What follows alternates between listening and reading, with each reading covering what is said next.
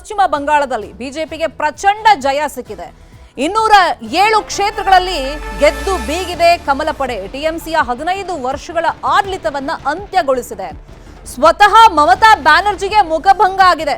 ಭವಾನಿಪುರದಲ್ಲಿ ಸುವೇಂದು ವಿರುದ್ಧ ಸೋಲನ್ನ ಕಂಡಿದ್ದಾರೆ. ಹಾಲಿ ಸಿಎಂ ಆಗಿದ್ದವರು ತಮ್ಮ ಕ್ಷೇತ್ರದಲ್ಲೇ ಸೋತಿದ್ದಾರೆ. ಭವಾನಿಪುರ ಅವ್ರ ಭದ್ರಕೋಟೆಯಾಗಿತ್ತು ಮಮತಾ ಬ್ಯಾನರ್ಜಿ ಅವ್ರದ್ದು.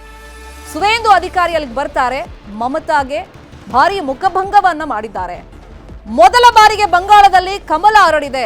ಈಗ ಪಶ್ಚಿಮ ಬಂಗಾಳದಲ್ಲಿ ಸರ್ಕಾರ ರಚನೆಯ ಸರ್ಕಸ್ ಅಂದ್ರೆ ಮುಖ್ಯಮಂತ್ರಿ ಪಟ್ಟ ಯಾರಿಗೆ ಅಂತ ಹೇಳಿ ಈಗ ಕುತೂಹಲ ಅಂತೂ ಇದ್ದೇ ಇದೆ. ರೇಸ್ನಲ್ಲಿ ಸಾಕಷ್ಟು ಜನರ ಹೆಸರಂತೂ ಕೇಳಿ ಬರ್ತಾ ಇದೆ.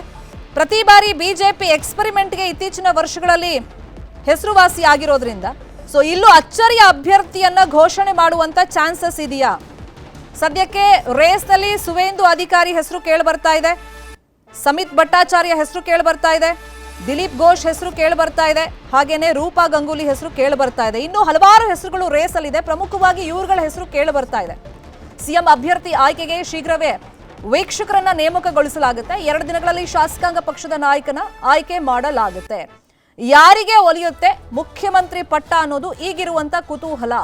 15 ವರ್ಷಗಳಿಂದ ಆಡಳಿತ ಮಾಡಿದಂತ ದೀದಿಯ ವರ್ಚಸ್ಸನ್ನ ಕುಗ್ಗಿಸುವಲ್ಲಿ ಬಿಜೆಪಿ ಸಕ್ಸಸ್ ಆಗಿದೆ. ಹಾಗಾದ್ರೆ ಸಿಎಂ ರೇಸಲ್ಲಿ ಯಾರಿದ್ದಾರೆ, ಯಾವ ಆಧಾರದ ಮೇಲೆ ಬಿಜೆಪಿ ಸಿಎಂ ಕ್ಯಾಂಡಿಡೇಟ್ ಅನ್ನ ಆಯ್ಕೆ ಮಾಡಬಹುದು?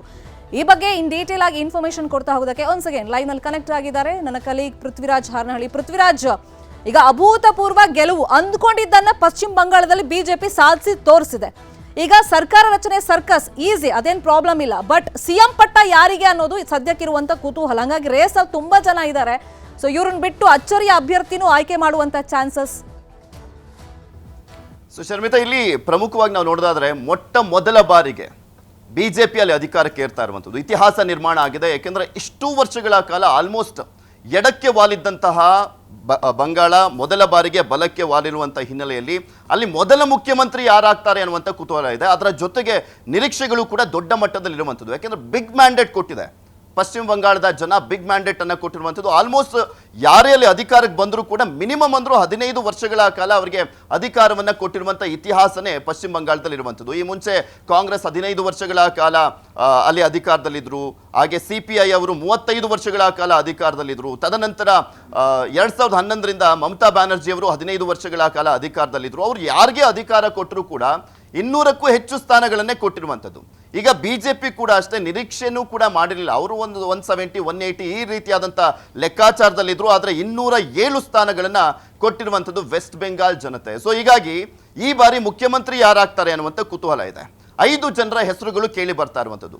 5 ಜನರ ಹೆಸರು ಕೇಳಿ ಬಂದರೂ ಕೂಡ ಫ್ರಂಟ್ ರನ್ನರ್ಸ್ 5 ಜನ ಅಂತ ಹೇಳಿದೆ ನಾನು. ಆದರೆ ಮೇಯ್ನ್ ಆಗಿ ಫಸ್ಟ್ ಆಪ್ಷನ್ ರೀತಿಯಲ್ಲಿ ಇರುವಂಥದ್ದು ಸುವೇಂದು ಅಧಿಕಾರಿ. ನಾವು ಇದುವರೆಗೂ ನೋಡಿದ್ದೀವಿ ಬಿಜೆಪಿ ಎಲ್ಲೆಲ್ಲೆಲ್ಲ ಒಂದು ದೊಡ್ಡ ಮ್ಯಾಂಡೇಟ್ ಒಂದು ಅಧಿಕಾರವನ್ನ ಪಡ್ಕೊಂಡಿದೆ. ಅಲ್ಲೆಲ್ಲ ಕಡೆನೂ ಕೂಡ ನಾವು ಇವರಾಗ್ತಾರೆ ಅವರಾಗ್ತಾರೆ ಅಂದ್ಕೊಂಡ್ರು ಕೂಡ ಸರ್ಪ್ರೈಸ್ ಆಗಿ ಯಾರನ್ನೆಲ್ಲ ಅಲ್ಲಿ ಮುಖ್ಯಮಂತ್ರಿ ಆಗಿದೆ, ನಿರೀಕ್ಷೆನೇ ಇರಲ್ಲ ಅಂಥವ್ರನ್ನೆಲ್ಲ ಮುಖ್ಯಮಂತ್ರಿಯನ್ನಾಗಿ ಮಾಡಿರುವಂಥದ್ದನ್ನ ಗಮನಿಸಿದ್ದೀವಿ. ಆದರೆ ಪಶ್ಚಿಮ ಬಂಗಾಳದಲ್ಲೂ ಕೂಡ ಅಂಥದ್ದೇ ಒಂದು ಪ್ರಯೋಗ ಆಗುತ್ತಾ, ವಿಶೇಷ ರೀತಿಯಾದಂಥ ಒಂದು ನಿರ್ಧಾರವನ್ನ ಕೈಗೊಳ್ತಾರ ಬಿಜೆಪಿಯವರು ಅನ್ನುವಂಥ ಕುತೂಹಲ ಇದೆ. ಫಸ್ಟ್ ಈಗ ಆ 5 ಜನ ಯಾರು ಅಂತ ನೋಡ್ತಾ ಹೋಗೋಣ. ಸುವೇಂದು ಅಧಿಕಾರಿ ಬಗ್ಗೆ ಹೇಳಲೇಬೇಕು. ಬಿಕಾಸ್ ಸುವೇಂದು ಅಧಿಕಾರಿ ಬಂದಂತ ಹಿನ್ನೆಲೆಯಲ್ಲೇ ಇವತ್ತು ಬಿಜೆಪಿ ಇಷ್ಟು ಗಟ್ಟಿಮುಟ್ಟಾಗಿದೆ, ಗಟ್ಟಿ ನೆಲೆಯನ್ನ ಹೊಂದುವಂತ ನಿಟ್ಟಿನಲ್ಲಿ ಸಾಧ್ಯ ಆಗಿದೆ. ಒಂದು ಸಮರ್ಥ ನಾಯಕತ್ವ ವೆಸ್ಟ್ ಬೆಂಗಾಲ್ನಲ್ಲಿ ಯಾರಾದರೂ ಕೊಟ್ಟಿದ್ರೆ ಬಿಜೆಪಿಗೆ ಅದು Suvendu Adhikari, no doubt. Because 2011ರಲ್ಲಿ ಮಮತಾ ಬ್ಯಾನರ್ಜಿ ಅವರು ಅಧಿಕಾರಕ್ಕೆ ಏರುವಂತ ನಿಟ್ಟಿನಲ್ಲಿ ಸುವೇಂದು ಅಧಿಕಾರಿ ಕೂಡ ಪಾತ್ರ ಇತ್ತು. ಅವತ್ತು ಅವರ ರೈಟ್ ಹ್ಯಾಂಡ್ ಆಗಿ ನಿಂತ್ಕೊಂಡು ಅವತ್ತಿನಿಂದಲೂ ಕೂಡ ಒಂದು ದೊಡ್ಡ ಮಟ್ಟದಲ್ಲಿ ಸಪೋರ್ಟಿವ್ ಆಗಿ ನಿಂತ್ಕೊಂಡಿದ್ರು. ಬಟ್ ವೈಮನಸ್ಸಿನ ಕಾರಣಕ್ಕೋಸ್ಕರ 2020ರಲ್ಲಿ ಅವರು TMCಯನ್ನ ತೊರೆದು ಬಿಜೆಪಿಗೆ ಬರ್ತಾರೆ. ಅವತ್ತಿನಿಂದಲೂ ಕೂಡ ಅಷ್ಟೇ ಯಾವ ರೀತಿಯಾಗಿ TMCಯನ್ನ ಕಾಡ್ತಾ ಇದ್ದಾರೆ, ಸ್ಪೆಷಲಿ ಮಮತಾ ಬ್ಯಾನರ್ಜಿ ಅವ್ರನ್ನ ಕಾಡ್ತಾ ಇದ್ದಾರೆ ಎಲ್ರಿಗೂ ಗೊತ್ತಿರುವಂಥದ್ದು. ಯಾಕೆಂದ್ರೆ 2020ರಲ್ಲಿ ಅವರು 2020ಕ್ಕೆ ಅವರು TMCಯಿಂದ ಬಿಜೆಪಿಗೆ ಬರ್ತಾರೆ. 2021ರಲ್ಲಿ ನಂದಿಗ್ರಾಮದಲ್ಲಿ ಸೋಲಿಸ್ತಾರೆ. ಈಗ ಮೊನ್ನೆ ಭವಾನಿಪುರದಲ್ಲೂ ಕೂಡ ಅಷ್ಟೇ, ಅಂದ್ರೆ ನಿನ್ನೆ 15,000 ಲೀಡಲ್ಲಿ ಗೆದ್ದಿರುವಂಥದ್ದು ಸುವೇಂದು ಅಧಿಕಾರಿ ಅವರು. ಹಾಗೆ ಅವರು ಆಪೋಸಿಟ್ ಅಂದ್ರೆ ವಿರೋಧ ಪಕ್ಷ ನಾಯಕರಾಗಿದ್ದಂಥ ಸಂದರ್ಭದಿಂದಲೂ ಕೂಡ ಬಿಜೆಪಿ ಕಾರ್ಯಕರ್ತರಿಗೆ ಧೈರ್ಯವನ್ನ ತುಂಬಿಕೊಂಡು ಬರ್ತಾನೆ ಇದ್ದಾರೆ. ಇನ್ನು ಸಮೀಕ್ ಭಟ್ಟಾಚಾರ್ಯ ಇದ್ದಾರೆ. ಸಮೀಕ್ ಭಟ್ಟಾಚಾರ್ಯ ಮೊಟ್ಟ ಮೊದಲ ಬಿಜೆಪಿಯ ಶಾಸಕ 2014ರಲ್ಲಿ ಬೈ ಎಲೆಕ್ಷನ್ ನಡೆದಂತಹ ಸಂದರ್ಭದಲ್ಲಿ ವೆಸ್ಟ್ ಬೆಂಗಾಲ್ನಲ್ಲಿ ಮೊದಲ ಬಿಜೆಪಿ ಶಾಸಕ ಆಯ್ಕೆ ಆಗಿದ್ದು ಸಮೀಕ್ ಭಟ್ಟಾಚಾರ್ಯ. ಅವರು ಕೂಡ ವೆಸ್ಟ್ ಬೆಂಗಾಲ್ನ ರಾಜ್ಯಾಧ್ಯಕ್ಷರಾಗಿದ್ದಂಥವ್ರು.